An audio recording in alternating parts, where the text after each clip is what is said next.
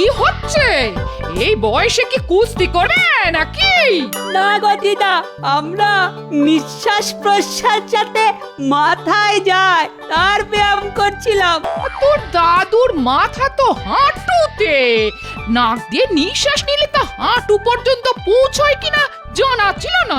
আরে গিন্নি, প্রাচীন ঋষিরা এইভাবেই শ্বাস টেনে সবাই মহাপুরুষ হয়ে গেছিল।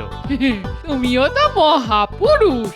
সামান্য খাও, রাতে ঘুমো না, তোমার নাক ডাকে না, আর তুমি নাকি বুদ্ধি খাটিয়ে যে কোনো কাজকে সামাল দিতে পারো। হ্যাঁ, তা তুমি মহাপুরুষ নয় তো কে বলো?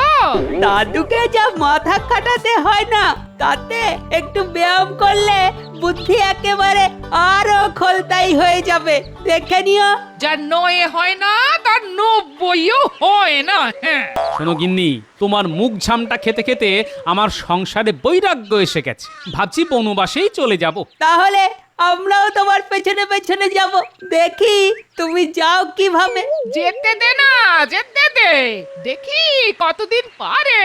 মাছের ঝোল, মাংসের কালিয়া, বেগুন পোড়া কে রেঁধে দেয়। হ্যাঁ, একবার মহাপুরুষ হয়ে যাই, তারপর দেখিয়ে দেব শুধু বাতাস খেয়ে কিভাবে জীবন যাপন করা যায়। আচ্ছা যাবে। হ্যাঁ, আমাকেও আর তরিপত করে রান্না করতে হবে না। তবে বলি বাজারটা তো করে দিতে হবে। হ্যাঁ? সেটা রোজ এসে করে দিয়ে যেও। হ্যাঁ, পণ্ডিত মশাই, এই কতদিন আপনার মুখে মহাকাব্য শুনি না। ও যে কোন এক রাজপুত্র বাবার কথা রাখার জন্য বনবাসে গিয়েছিল, তার কথা শুনলে না গায়ে কেমন একটা শিহরণ খেলে যায়। আসলে এইসব প্রাচীন কাব্যের রস কি আর আজকাল পাওয়া যায়? কেন, আমাদের রাজকবি তো ভালোই লেখেন, তার কাব্যে বেশ রস থাকে। আপনি কি ভালোভাবে শুনেছেন মন্ত্রী মশাই? আরে ছ্যা ছ্যা ছ্যা ছ্যা ছ্যা ছ্যা, কার সঙ্গে কার তুলনা করছেন? হ্যাঁ, কোথায় আদি কবি আর কোথায় বাঁধা কপি? হ্যাঁ, ওসব শুনলে আমার বমি আসে পণ্ডিত মশাই, বমি বমি আসে। না না, তা বলবেন না মন্ত্রী মশাই, এক একজন কবির এক এক রকমের ঘরানা। সে আপনি যাই বলুন, কোথায় সেসব কবিতা আর কোথায় আমাদের কবির কবিতা? কোকিলের সঙ্গে কি আর শকুনের তুলনা চলে? আপনি বলুন না। তাহলে আপনি আমায় কি করতে বলছেন বলুন তো? কাব্যপাঠ, সেই রাজপুত্রের বনবাসের কাহিনী। জঙ্গলে তারা বেশ ভালোই ছিল, বলুন। হ্যাঁ, কষ্টে ছিল হয়তো, কিন্তু রাজকার্য চালানোর চাইতে শান্তিতে ছিল, তা আপনি বলতে পারেন। এই কথাটা একেবারে ঠিক কথা বলেছেন। রাজকার্য চালানোর মতো খারাপ কাজ আর নেই। হ্যাঁ, রাজাদেরও তো একটু বিশ্রাম দরকার, ঠিক কিনা বলুন? সে আপনি ঠিক কথাই বলেছেন। আজ তবে বনবাস পর্ব নিয়ে এই কাব্য পাঠ হবে। আপনি বেশ মধুর করে এই পর্বটা পাঠ করবেন, তাই তো? কিন্তু মহারাজ পছন্দ করবেন তো? সেটা আপনি আমার উপর ছেড়ে দিন পণ্ডিত মশাই। এখন দেরি হয়ে যাচ্ছে, রাজসভায় যেতে হবে। আপনি তাড়াতাড়ি আসলে ভালো হয়। আসুন আসুন। ভগবানের ব্যাপারটা কি? বনবাস পর্ব নিয়ে ওর এত উৎসাহ কেন? গোপালকে একবার ব্যাপারটা জানানো দরকার।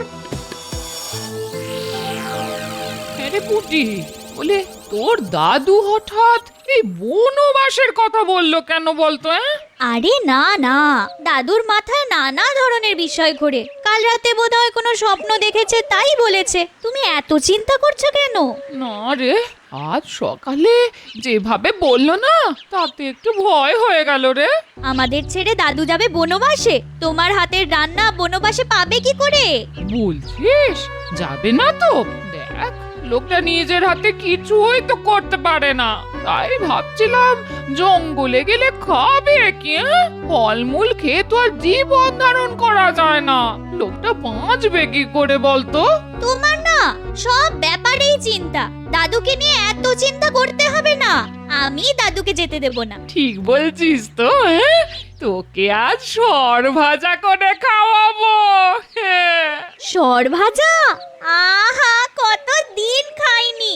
আর চিন্তা করো না, এমনও তো হতে পারে দাদু কাউকে বনবাসে পাঠাবার তাল করছে।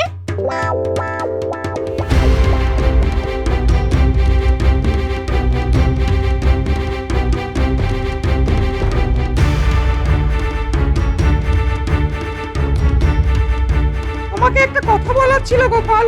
বলে ফেলুন, কি কথা? আজ খুব সকালে ভগবান এসেছিল আমার বাড়িতে, একটা অদ্ভুত কথা বলে গেল। কি কথা আমাকে বলতে পারেন? আরে সেটা বলার জন্যই তো আসছি। আসলে আজ ভগবান বলল রাজসভায় মহাকাব্য থেকে পাঠ করতে। সে তো ভালো কথা, আমরা কতদিন কাব্য পাঠ করি না, আজ না হয় কাব্যই শুনলাম। আরে তাহলে তো ভালোই হতো, কিন্তু বলে কি না রাজপুত্রের বনবাস পর্বটাই পাঠ করতে। মতলবটা কি বলতো? ব্যাপারটা বলে ভালোই করলেন। শুধু বনবাস পর্ব পাঠ করা কেন? মহাকাব্যের কি অন্য কোনো অংশ নেই? ব্যাপারটা গোলমাল ঠেকছে। দেখি কি বলে, শুনি। হ্যাঁ, পারলে ভগবানের চাল তুমিই বানচাল করতে পারবে। আগে হ্যাঁ পণ্ডিত মশাই, দুষ্ট প্রকৃতির লোককে সব সময় সন্দেহের চোখে দেখতে হয়, না হলেই বিপদ। মহারাজ, অনেকদিন আপনার সভায় কাব্যপাঠ হয় না। আজ যদি মহাকাব্যের কিছু অংশ শোনা যেত তাহলে খুব ভালো হতো, তাই না? হ্যাঁ, আপনার যদি ইচ্ছে হয় তাহলে শুনিয়ে ফেলুন। মহারাজ ঠিক শুনবেন। কি মহারাজ, শুনবেন না? না না, আমি কিছুই শোনাতে চাইনি। রাজ পণ্ডিত কি যেন একটা শোনাতে চাইছিলেন। না মহারাজ, আমি কিছুই শোনাতে চাইছি না। ভগবান যা বলেছে সেইটা নিয়েই এসেছি, রাজপুত্রের বনবাস পর্ব। ভগবানের যখন ইচ্ছে হয়েছে তখন তাই শুনি। তুমি কি বলো গোপাল? হ্যাঁ হ্যাঁ, তাই শোনা যাক। কিন্তু মহাকাব্যের এত পর্ব থাকতে হঠাৎ বনবাস পর্ব কেন পণ্ডিত মশাই? কি ব্যাপার বলতো ঘটা? নতুন মন্ত্রী মশাই দেখা করতে বলেছেন, আবার নতুন ছক? হ্যাঁ তাই তো মনে হচ্ছে। তবে এই ভগবানের ওপরে আমার আর বিশ্বাস নেই। গোপালকে টাইট করা কি চারটিখানি কাজ? হ্যাঁ, এতবার তো চেষ্টা করলাম, কিছু হলো? হ্যাঁ হলো। কিন্তু কি করব, রোজগার করতে গেলে তো মন্ত্রীর কথা শুনতেই হবে। দেখা যাক আজ কি করতে বলেন। তোকে তোকে চুপি চুপি বলি, এবার শুনলাম মহারাজকেই ছকে ফেলার ছক কষছে ওই ভগবান। এই যে একেবারে আগুন নিয়ে খেলারে বটা। আমাদের কি, বিপদে পড়লে দেব বেটার সব কিছু ফাঁস করে।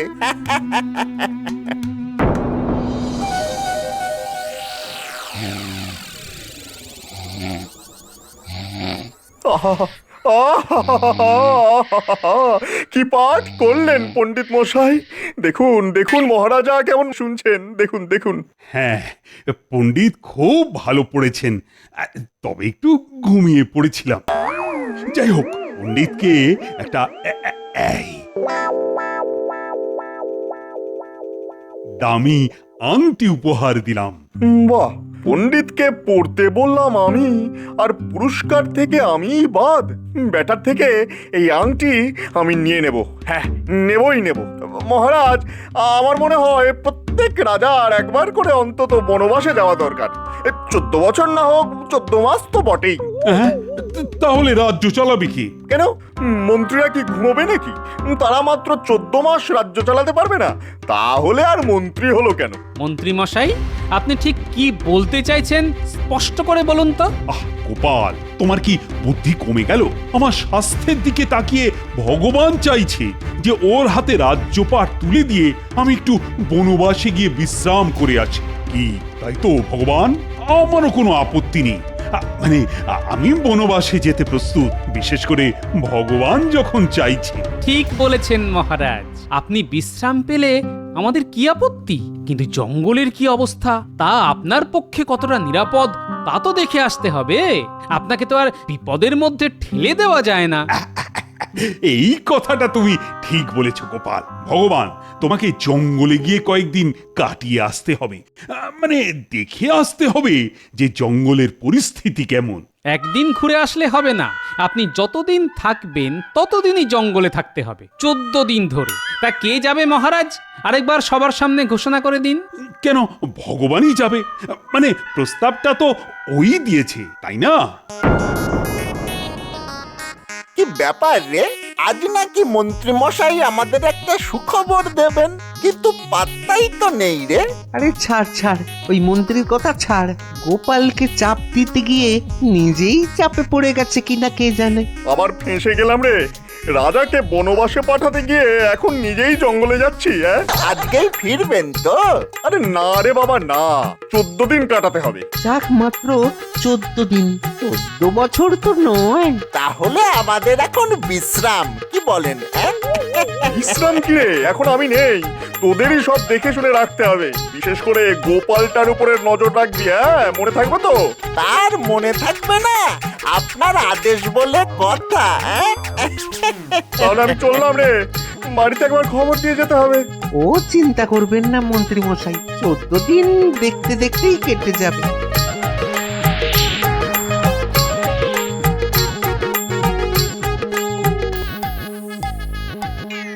এই দেখ দেখ পুটি, তোর দাদু বনবাস থেকে ফিরে এসেছে।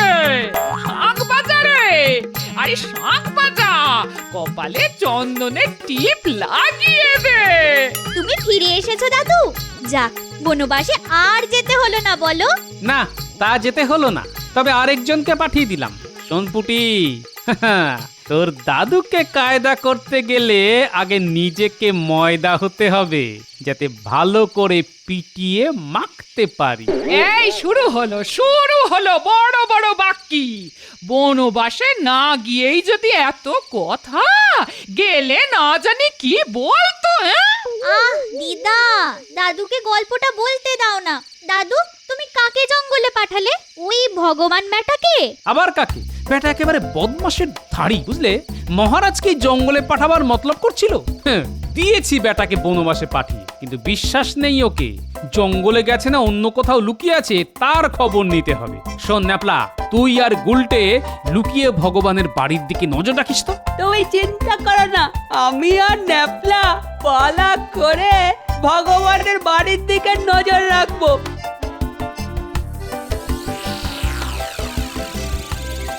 এভাবে ভগবানকে আটকানো যায় না গোপাল।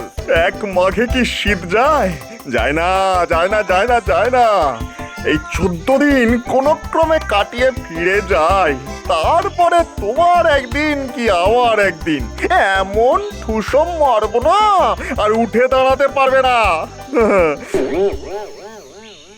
রিং টিং ছট বম বম চিকা চিকা চিকা চিকা চিকা চিকা চিকা চিকা নামং নামং। সাপের লেজে পা দিয়েছো গোপাল, এবার ছোবল খাবে। হ্যাঁ, বিষের জ্বালা এবারে মরবে, তুমি মরবে। দেখি দেখি মহারাজ তোমাকে কিভাবে বাঁচায়। আমার নাম ভগবান, হ্যাঁ আমার নাম ভগবান। কে আমার ধ্যান ভঙ্গ করছে? এই ঘর ও অরণ্যে কে আর্তচিৎকার করে? কেউ কি বিপদে পড়েছে? দেখে আসতে হচ্ছে।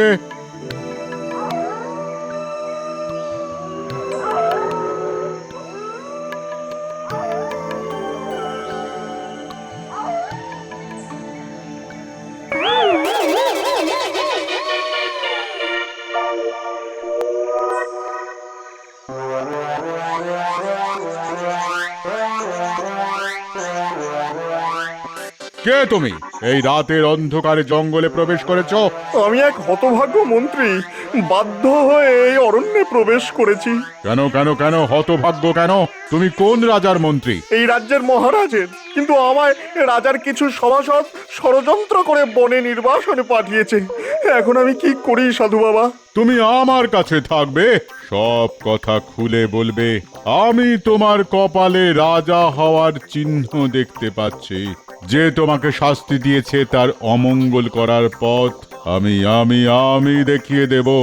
একদিন তুমি আমার সেবা করবে, তাহলেই সব ঠিক হয়ে যাবে। তাই করব বাবা, তাই করব। শুধু আমায় আপনি রাজা করে দিন বাবা। তথাস্তু।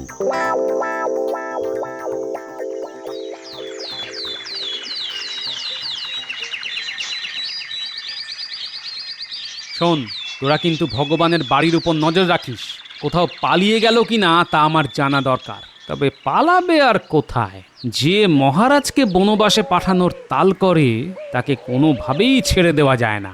ঠিক কথা দাদু, তুমি আমাদের ওপর ভরসা রাখো, আমরা ঠিক নজর রাখছি। আরে তোরা আমার সৈন্যবাহিনী, তোদের উপর ভরসা না রেখে আমার কোনো উপায় আছে নাকি? গোপাল, ভগবান বনবাসে গেছে আজ কতদিন হলো? আজ 12 দিন পূর্ণ হলো মহারাজ, আর বাকি 2 দিন। মানে সে কি বেঁচে আছে তো? জঙ্গলে তো শুনেছি বাঘ ভাল্লুক আছে, মানে খেয়ে নেয়নি তো? না না মহারাজ, এদিককার জঙ্গলে বাঘ ভাল্লুক নেই। হাতি আছে, তবে তারা নিরীহ গোছে। আর আছে হায়নার, শিয়াল আর নেকড়ে। দেখো গোপাল, পরশুর মধ্যে যদি ভগবান না ফেরে তাহলে জঙ্গলে লোক পাঠাতে হবে কিন্তু। সে ব্যাপারে আপনি চিন্তা করবেন না মহারাজ, আমি সব ব্যবস্থা করে রেখেছি। হ্যাঁ হ্যাঁ, তোমার উপর আমার যে আস্থা আছে তা তো তুমি জানোই গোপাল। আগে তা কি আর জানি না মহারাজ, আপনি একদম চিন্তা করবেন না। শোনো ভগবান, কালকেই তোমার বনবাস শেষ হচ্ছে। আমি তোমাকে একটা ওষুধ দিচ্ছি। সেই ওষুধ তুমি কৃষ্ণনগরের সমস্ত পুকুরে ঢেলে দেবে। তারপর দেখবে আমার খেল। ওই জল খেয়ে নগরের সবার মারাত্মক পেটের যন্ত্রণা হবে, বমি হবে, একেবারে আন্ত্রিকে 4 দিক ছেয়ে যাবে। তোমাদের রাজবৈদ্যর কোনো ওষুধেও কাজ হবে না। তখন তুমি আমায় ডেকে নেবে, আমি সব ঠিক করে দেব, আর তার পরিবর্তে কিছু চেয়ে নেব। সেটা কি বাবা? এখন বলা যাবে না, পরে দেখে নিও।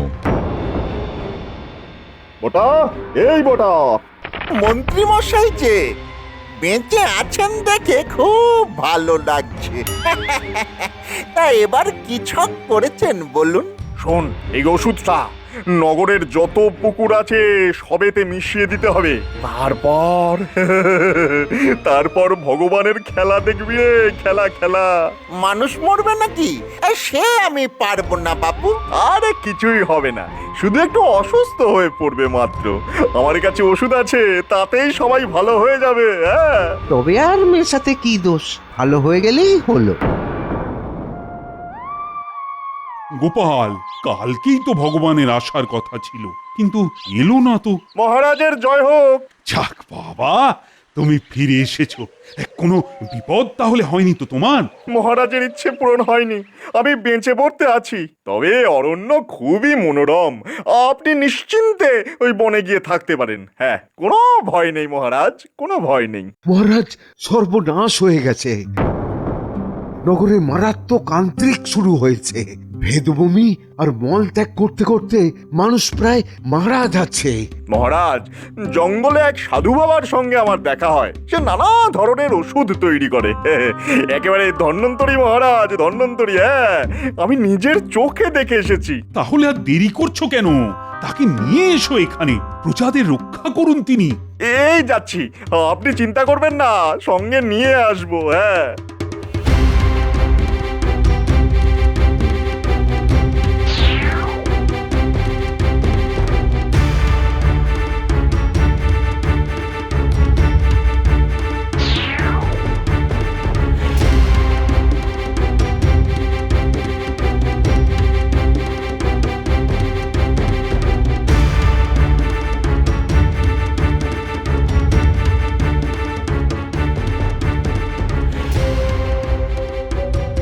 এটাও ভগবানের চাল।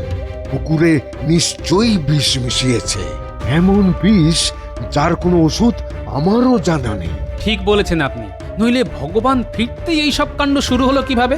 নিশ্চয়ই ওরই কাজ। ঠিক আছে, সেই সাধু বাবা আসুক, দেখা যাক অসুখ সারে কিনা, তারপর অন্য ব্যবস্থা করা যাবে।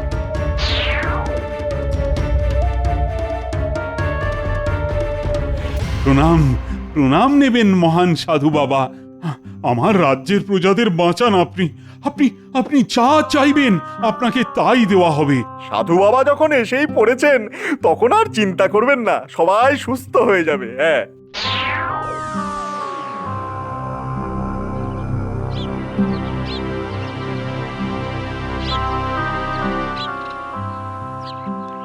বাহ, ভগবান তো আচ্ছা চাল চেলেছে। এবার কোন চাল দেয় সেটাই দেখার। কি বলেন বৈদ্যমশাই? সেটাই তো ভাবছি ভায়া, সেটাই তো ভাবছি। কিচ্ছু ভাববেন না আপনি, গোপাল যখন আছে তখন কিছু একটা ব্যবস্থা হবেই। আপনাকে যে কি বলে ধন্যবাদ জানাবো তাই ভেবে পাচ্ছি না। বলুন বলুন, আপনি এই কাজের পরিবর্তে কি চান? মহারাজ, আমি আপনার প্রজাদের আয়ু বাড়িয়েছি, তার পরিবর্তে এমন জিনিস আমায় দেবেন যাতে আমার আয়ু বৃদ্ধি পায়। যদি তা দিতে না পারেন তবে আপনার সিংহাসন আমাকে ছেড়ে দিতে হবে। আপনি রাজি? কি কি বলছেন আপনি? এমন জিনিস আমি দেব কোত্থেকে? তবে মহারাজ, একটাই পথ, আপনাকে রাজ্য ছেড়ে চলে যেতে হবে। এছাড়া আমার কাছে আর কোনো বিকল্প ব্যবস্থা নেই। রাজি হয়ে যান মহারাজ। সাধু বাবা যা চাইছে তিনি কাল সকালেই পেয়ে যাবেন, আমি কথা দিচ্ছি। গোপাল যখন বলছে রাজি হতে, আমি রাজি। কাল সকালে রাজবাড়ির পুকুরে চলে আসবেন, আপনি আর মন্ত্রী ভগবান। সাধু বাবা, আপনি যা চাইছেন তা পেতে গেলে আপনাদের ওই লোহার খাঁচার মধ্যে ঢুকতে হবে। আমরা আপনাদের ওই জলের মধ্যে চুবিয়ে আবার তুলে নিয়ে আপনি যা চেয়েছেন তাই দিয়ে দেব। এটার মানে কি মহারাজ? আমাদের প্রাণদণ্ড দেওয়া হচ্ছে জলে চুবিয়ে? হ্যাঁ ভগবান, সাধু বাবা যা চেয়েছেন তা দেওয়ার এটাই পদ্ধতি। না নিলে কিন্তু আমি দিতে পারবো না।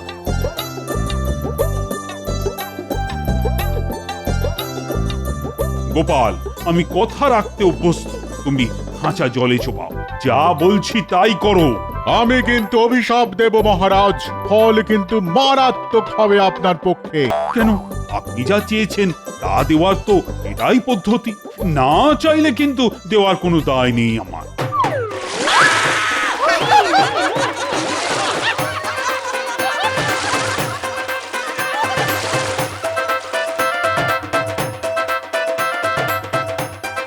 আপনাদের আয়ু বাড়িয়ে দেওয়া হলো সাধু বাবা। বায়ু ছাড়া বাঁচতেন না, আপনারা তো মরেই যেতেন যদি বায়ুর ব্যবস্থা মহারাজ না করতেন। সুতরাং আয়ু বাড়ানোর একমাত্র উপায় বায়ুর যোগান দেওয়া, তাই দেওয়া হয়েছে। আশা করি আপনি আর ভগবান বুঝেছেন যে বায়ুই আয়ু। আরে ওরে বাবা রে, আরে নিজে নিজে খাচ্ছেন আমাকে বাদ দিয়ে? তুই বায়ু খা, তোর আয়ু বাড়ুক। আমি চললাম জঙ্গলে, ওখানে আর কোনোদিন দেখলে তোকে বলি দেব, বুঝলি মরকট গাধা। এই দেখো দেখো কাণ্ড, কি সর্বনাশ! ও সাধু বাবা, ওরে বাবা রে।